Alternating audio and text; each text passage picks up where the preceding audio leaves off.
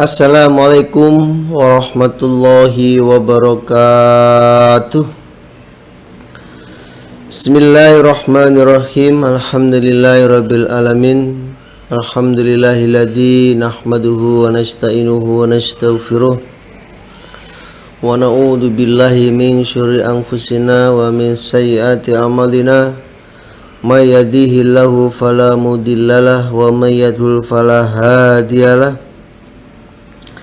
Asyhadu an la ilaha illallah wa asyhadu anna Muhammadur Rasulullah sallallahu alaihi wasallam wa ala alihi wa ashabihi amma ba'd. Alhamdulillahirabbil alamin. Alhamdulillah jazahumullahu khaira. Alhamdulillah jazakumullahu khaira. Mudah-mudahan Allah beri manfaat dan barakah. Tetap hatinya supaya selalu ditata dengan hati niat mukhlis lillah karena Allah, yarjuna rahmatahu wa yakhafuna adabah. Innama a'malu binniyah fala a'malun illa binniyah. Baik Bapak Ibu, kita lanjutkan pengajian kita Sahih Bukhari-nya. Kita buka masih di bab mawaqitis shalah. Nomor babnya 38, nomor hadisnya 598.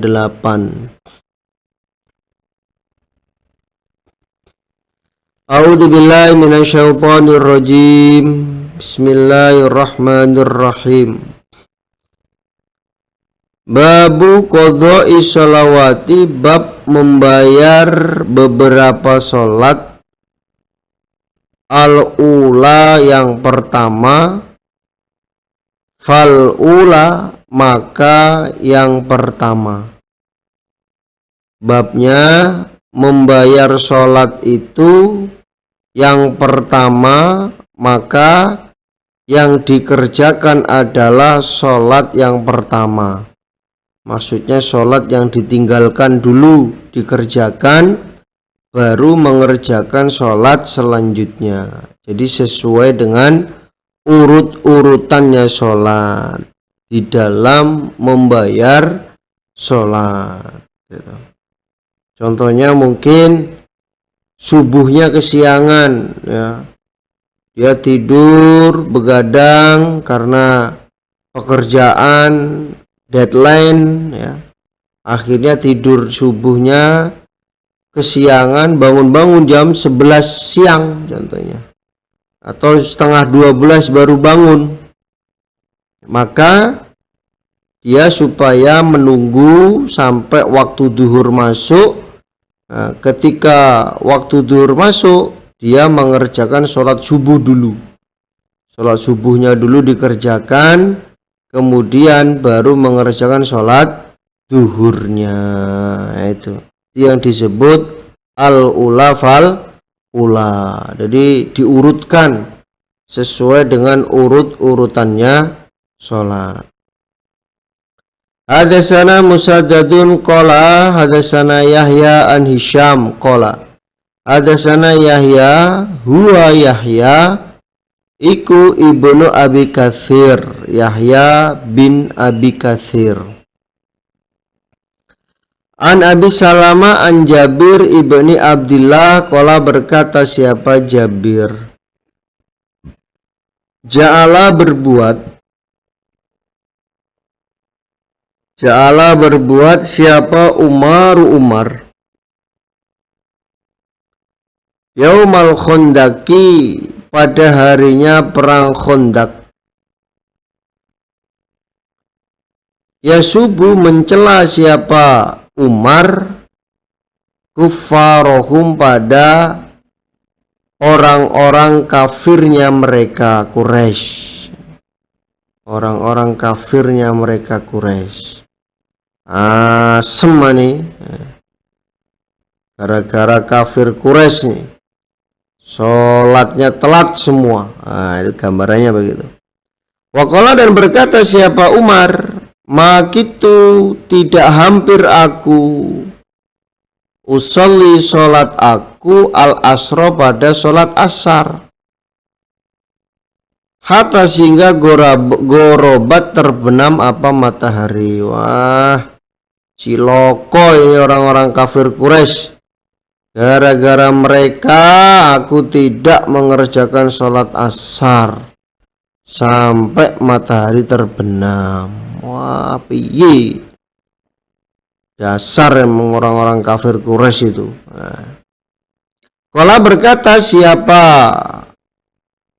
Jabir, fanazalna maka turun kami Butohanan pada tanah Butohan atau jurang Butohan. Fasolah maka sholat siapa Nabi, sholat asar. Ba'dama ghorobat setelahnya terbenam opo asyamsu matahari. Summa kemudian sholat siapa Nabi al-maghriba pada sholat maghrib. Setelah terbenamnya matahari, Nabi mengerjakan sholat asar terlebih dahulu. Setelah selesai, Nabi kemudian mengerjakan sholat maghrib. Ini berarti ketika sholatnya itu lupa atau sholatnya itu kehabisan waktu, maka ketika membayarnya itu tetap yang didulukan adalah sholat yang dia tinggalkan atau yang kehabisan waktunya. Ya, contohnya seperti Nabi sholat asarnya sampai matahari terbenam, ya, akhirnya Nabi nunggu sampai betul-betul terbenam, kemudian Nabi sholat asar dulu, walaupun itu waktunya sholat maghrib, ya. Walaupun itu waktunya sholat maghrib, tapi Nabi mengerjakan sholat asar di waktu sholat maghrib. Kemudian setelah selesai Nabi lanjut sholat maghribnya. Itu yang disebut al-ula fal-ula. Babu ma, babnya apa-apa yukrohu yang dibenci apa ma minas samari dari ngobrol-ngobrol. Samari bukan sumari, ya. Ngobrol-ngobrol ba'dal isya'i setelah isya. Babnya dibencinya ngobrol-ngobrol yang tidak ada manfaatnya, tidak ada faidahnya setelah sholat isya. Setelah sholat isya ngobrol jagongan sambil main gaple, main remi, ya, contohnya. Nah, ini hukumnya makruh, ya. Hukumnya makruh, tidak mutlak, ya. Hukumnya makruh tidak mutlak, hanya dibenci, perbuatannya dibenci. Hadasana Musaddadun qala hadasana Yahya qala hadasana Auf qala hadasana Abul Minhal qala berkata siapa Abu Minhal, intalaqtu pergi aku ma'a abi berserta bapakku ila Abi Barzah pada Abi Barzah Aslami. Faqala maka berkata lahu pada Abi Barzah siapa Abi bapakku. Jadi aku pergi bersama bapakku ke rumahnya Abi Barzah. Lalu bapakku berkata kepada Abu Barzah, hadisna menceritakanlah engkau padaku kaifa bagaimana karena ada siapa Rasulullah sallallahu alaihi wasallam yusolli sholat siapa Nabi al-maktubata yang diwajibkan. Isi perkataan bapakku kepada Aba Barzah ceritakanlah kepada kami, Abu Barzah, amal soleh, ceritakan hadis kepada kami bagaimana Nabi itu sholat wajib. Sholat wajibnya Nabi itu bagaimana, waktunya ya. Waktunya sholat wajib itu bagaimana. Qala berkata siapa Abu Barzah, karena ada siapa Nabi iku yusolli, sholat siapa Nabi al-hajiro, pada sholat duhur awal, pada duhur awal. Wahia adapun hajiro, alati yang tad'unaha, menyebutkan kalian ha pada hajiro, al-ula yang pertama, maksudnya duhur awal, yaitu hina tadahadu, ketika tergelincir opo asyamsu, matahari. Jadi yang disebut hajiro itu adalah ketika matahari itu condong sedikit, baru Nabi mengerjakan sholat duhur. Karena kalau sholat duhur kemudian matahari tepat di atas kepala sehingga tidak ada bayang-bayang, ya, tidak ada bayangan, maka itu merupakan larangan waktu sholat, tidak boleh dikerjakan, supaya menunggu sampai matahari tergelincir sedikit atau condong sedikit baru mengerjakan sholat duhur ya. Wa yusolli, dan sholat siapa Nabi al-asra, pada sholat asar. Suma kemudian yarji'u, kembali siapa ahaduna, salah satu kami,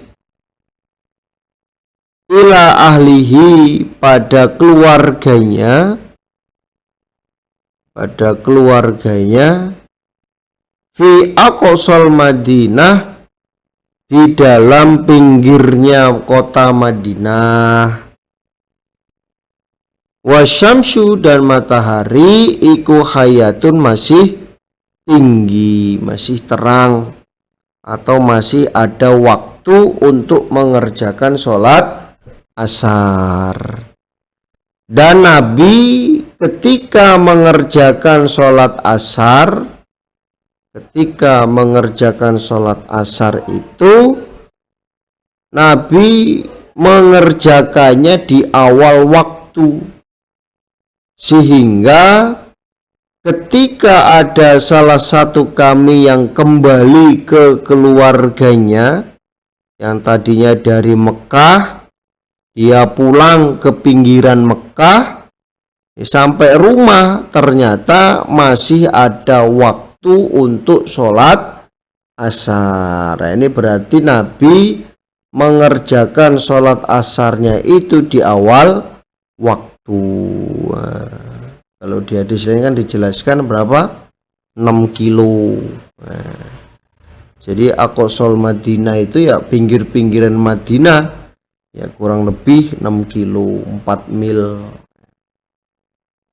Wa nasitu, dan lupa aku Abu Minhal, ma pada apa-apa, kola yang berkata siapa Barzah, Abu Barzah, fil maghribi, di dalam waktu sholat maghrib. Abu Minhal lupa yang disampaikan ya, oleh Abu Barzah pada waktu Nabi sholat maghrib itu kira-kira waktunya seperti apa, atau kalau sekarang itu Nabi sholat maghribnya itu jam berapa. Nah aku lupa pada waktu Abu Barzah menyampaikan itu, menyampaikannya itu. Maka oleh Abu Minhal tidak disampaikan, lupa aku waktu itu jam berapa ya. Waktu itu Nabi mengerjakan sholat maghribnya itu tepatnya jam berapa ya waktu itu ya? Waktu disampaikan Abu Barzah, wah lali aku. Nah, itu.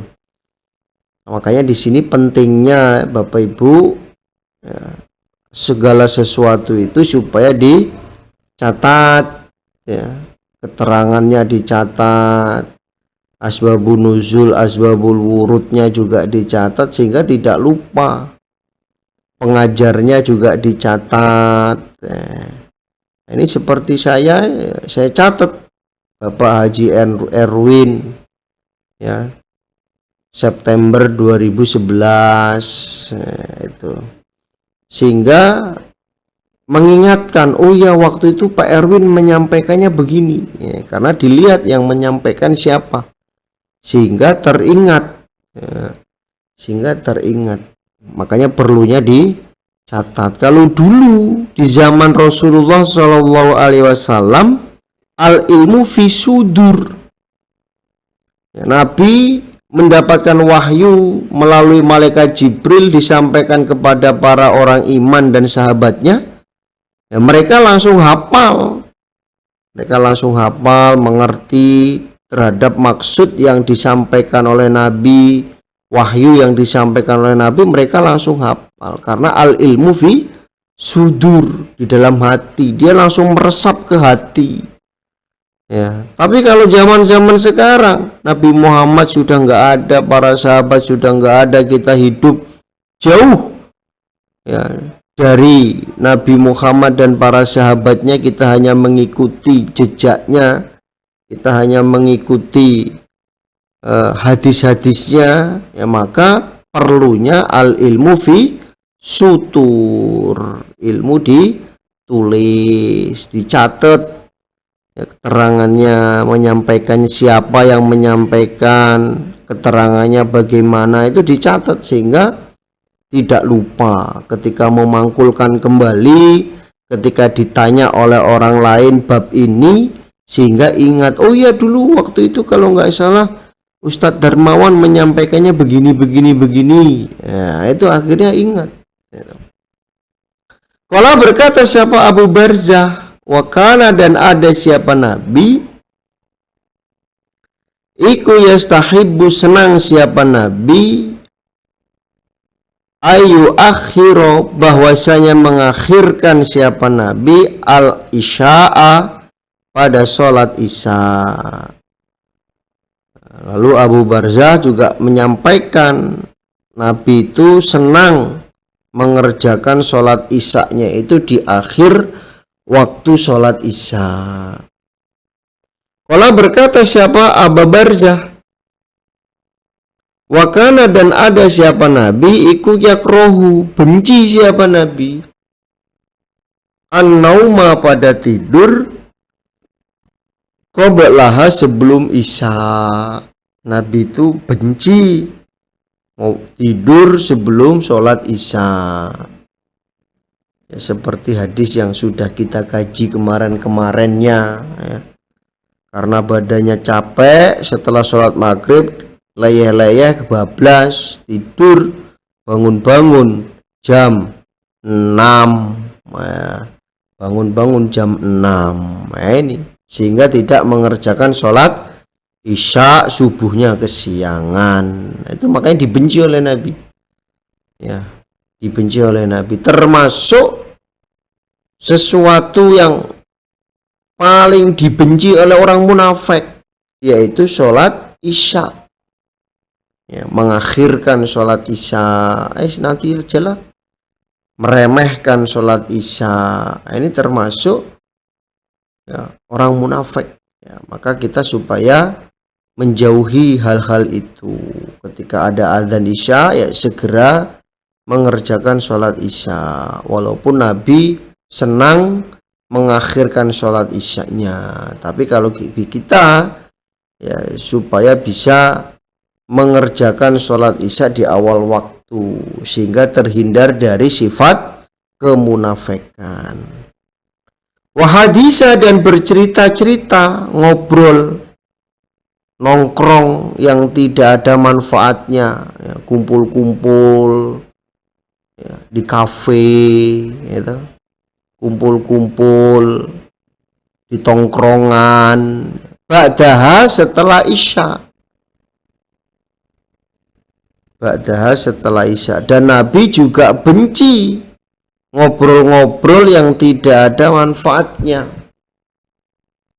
Ya, ngobrol-ngobrol yang tidak ada manfaatnya, yang tidak ada faidahnya, yang nggak jelas juntrungannya setelah sholat isya.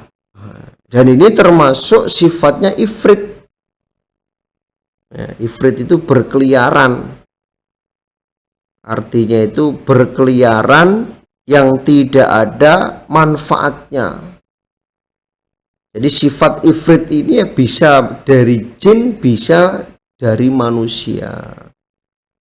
Makanya bapak-bapak, ibu-ibu kalau setelah sholat isya keluyuran, nggak jelas tujuannya, nggak jelas mau kemana, ya itu berarti ifrit namanya.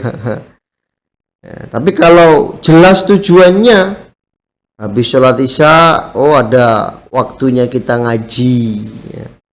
Ngaji, kita datang di pengajian, itu berarti ya ada manfaatnya, tidak terkena hadis ini, ya, karena ada manfaatnya. Atau mungkin ngobrol-ngobrol setelah sholat isya, tapi yang diobrolkan itu hal-hal yang baik, yang dapat apa? Meningkatkan keimanan, yang dapat menambah kerukunan dan kekompakan di dalam hidupnya. Nah, itu boleh. Ya, contohnya nongkrong di kafe, gitu. Para remaja-remaja, muda-mudinya nongkrong, sesama mudi-mudi, sesama muda-mudanya, nongkrong-nongkrong di situ, ngobrol, membahas agama, membahas kebaikan. Biar kita tidak terkena dalil ini, wis kita ajak mubaliknya diajak ngopi, mubalinggotnya diajak ngopi. Ini. Wakana, dan ada siapa nabi yang fatilu, bubar siapa nabi, min sholatil ghadawati, dari sholat subuh, hina ya'rifu, ketika mengenali siapa ahaduna, salah satu kami, jalisahu, pada teman duduknya. Pada teman duduknya maksudnya sebelahnya, ya, teman duduk yang ada di sebelahnya ketika mengerjakan sholat subuh. Oh ini Mbak Raya, oh ini Kakak Raya, oh ini Pak Raya, oh ini Bu Raya. Sehingga kenal, itu baru Nabi selesai mengerjakan sholat subuhnya. Wa yaqra'u, dan membaca siapa Nabi, minasitina, dari 60 ayat, ilal mi'atin, sampai 100 ayat. Nabi dalam mengerjakan sholat subuh itu Nabi membaca kira-kira 60 ayat sampai 100 ayat. Jadi ini juga menunjukkan bahwa bacaan subuh itu disaksikan oleh malaikat, pergantian shift, ya, shift malam dan shift siang itu berganti. Makanya kan di hadis-hadis kemarin itu dijelaskan ketika malaikat penjaga malam naik laporan ke hadapan Allah, walaupun Allah sudah tahu apa yang dilakukan oleh hambanya, ditanya, malaikat, kamu pergi meninggalkan hambaku itu dalam keadaan apa? Lalu malaikat menjawab, oh dalam keadaan sholat ya Allah. dalam keadaan sholat. Ya, begitu juga dengan penjaga pagi, ya. Penjaga pagi, penjaga ketika dia datang kepada Allah ditanya, oh masih sholat asar ya Allah. Nah itu, maka Nabi bacanya kira-kira 60 ayat sampai 100 ayat. Dalam ayatnya itu kan dijelaskan, Inna Qur'anal fajri kana masyhuda. Itu, maka diusahakan ketika sholat subuh itu ya bacaannya yang panjang. Ya panjang, tapi ya jangan terlalu panjang-panjang, nggak boleh. Sholat yang dibaca panjang-panjang itu nggak boleh. Kenapa nggak boleh? Karena ya tidak sesuai dengan syariat sholatnya. Yang sesuai syariat sholatnya itu yang baca Al-Fatihah, baca surat-surat surat-surat pendek, ya, surat-surat mufassal, nah, itu boleh. Kalau sholatnya panjang itu nggak boleh. Itu. Dan sebagai imam pun juga supaya melihat makmumnya, ya, dilihat kondisi jamaahnya. Kalau memang sholatnya itu ada sujudnya, bacaannya ada sujudnya, disampaikan, Bapak Ibu, nanti kita sholat subuh ini ada sujudnya ya, dalam saya membaca bacaan nanti ada sujudnya, ya, sehingga jamaah tidak bingung, nggak nyampein akhirnya imamnya baca surat yang ada sujudnya, kemudian dia sujud, Allahu Akbar, sujud, lah makmumnya rukuk semua, lah kok imamnya sujud, lah kita kok rukuk, kemudian imamnya berkata Allahu Akbar, baru makmumnya sujud, ya imamnya baca lagi, lah kok imamnya baca kita sujud. Nah ini malah jadi rancu di dalam sholatnya. Maka supaya diberitahu sebelum sholat itu, diberitahu, karena yang dibaca itu surat yang ada sujud tilawahnya, itu supaya dilihat kalau di situ ada jamaah yang keadaannya itu sakit, keadaannya itu sepuh, keadaannya itu ya manula, ya ini ya jangan juga dipaksakan karena dia punya hafalan yang banyak, surat-suratan yang banyak, tidak melihat situasi dan kondisi jamaahnya, dia membaca surat Al-Baqarah, ya jamaah kemudian kakinya ya getar itu, ya, gemetar kakinya, terus menjadikan grundel jamaah, imame bacaane dawa-dawa, gak enak iki, wis suarane gak merdu, bacaane panjang-panjang, dawa-dawa, itu menjadi grundel sehingga sholatnya jamaah tidak khusyuk. Maka dilihat situasi dan kondisi, ya. Kalau memang mau panjang-panjang ya sholat dewi, itu sholat sendiri, ya, karena dulu ada itu sholat subuh baca surat Yasin, ya, kemudian ada yang geblak, ya, gubrek, ya. Ternyata jamaah perempuan tidak kuat, ya. Ini kan ya nggak tepat, ya. Walaupun baik tapi nggak pas, ya. Alhamdulillah, jazakumullahu khairan. Mudah-mudahan Allah beri manfaat dan barokah. Insya Allah itu yang bisa disampaikan dari awal sampai akhir. Ada kata yang kurang pas, saya mohon maaf sebesar-besarnya. Akhir kalam, wassalamualaikum warahmatullahi wabarakatuh.